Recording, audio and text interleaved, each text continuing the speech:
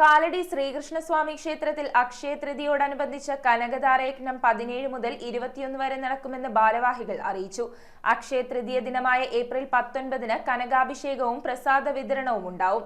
60 വയസ്സിന് മുകളിലുള്ള അമ്മമാർക്ക് ഏപ്രിൽ 21-ന് ശ്രീശങ്കര ജയന്തി ദിനത്തിൽ മാതൃവന്ദനം സംഘടിപ്പിക്കും. കാലടി ശ്രീകൃഷ്ണസ്വാമി ക്ഷേത്രത്തിൽ അക്ഷയ തൃതീയോടനുബന്ധിച്ച് ഏപ്രിൽ 17 മുതൽ 21 വരെ കനകധാരാ യജ്ഞം നടത്തുമെന്ന് ഭാരവാഹികൾ അറിയിച്ചു. ക്ഷേത്രം തന്ത്രി കിടങ്ങാശ്ശേരി രാമൻ നമ്പൂതിരിപ്പാട്, യജ്ഞാചാര്യൻ ആവണപ്പറമ്പ് പ്രദീപ് നമ്പൂതിരിപ്പാട്, മേൽശാന്തി സൂരജ് നമ്പൂതിരിപ്പാട് എന്നിവർ ചേർന്ന് ചടങ്ങുകൾക്ക് കാർമ്മികത്വം വഹിക്കും. അക്ഷയ തൃതീയ ദിനമായ 19-ന് കനകാഭിഷേകവും പ്രസാദ വിതരണവും ഉണ്ടാവും. യജ്ഞകാലത്ത് സുകൃത ഹോമവും അക്ഷയ തൃതീയ ദിനത്തിൽ കനകധാര ഹോമവും നടക്കും. ഏപ്രിൽ 21-ന് ശ്രീശങ്കര ജയന്തി ദിനത്തിൽ 60 വയസ്സിന് മുകളിൽ പ്രായമുള്ള അമ്മമാരെ ആദരിക്കുന്ന മാതൃവന്ദനം സംഘടിപ്പിക്കും. Managing trustee Kappally Sreekumar, Thalayattumpally Krishnan Namboothiri, Jayanthan Namboothiri, secretary Sreekumar, treasurer Neelakandan Namboothiri, committee അംഗം ബാലസുന്ദരം എന്നിവർ വാർത്താ സമ്മേളനത്തിൽ പങ്കെടുത്തു. ഭഗവാന്റെ ഒരു വിഗ്രഹം എഴുന്നള്ളിച്ച് ശ്രീമൂലസ്ഥാനമായ മുതലക്കടവിൽ കൊണ്ടുപോവുകയും അവിടെ വച്ച് പൂജകളും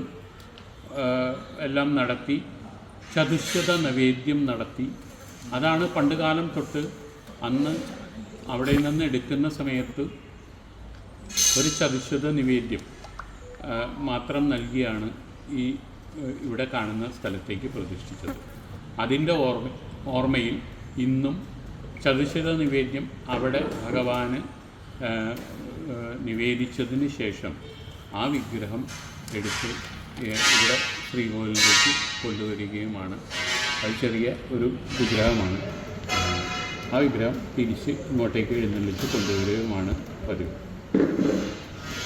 ഇതാണ് ക്ഷേത്രത്തിൻ്റെ ഏകദേശ ചരിത്രം. News bureau, Kalady.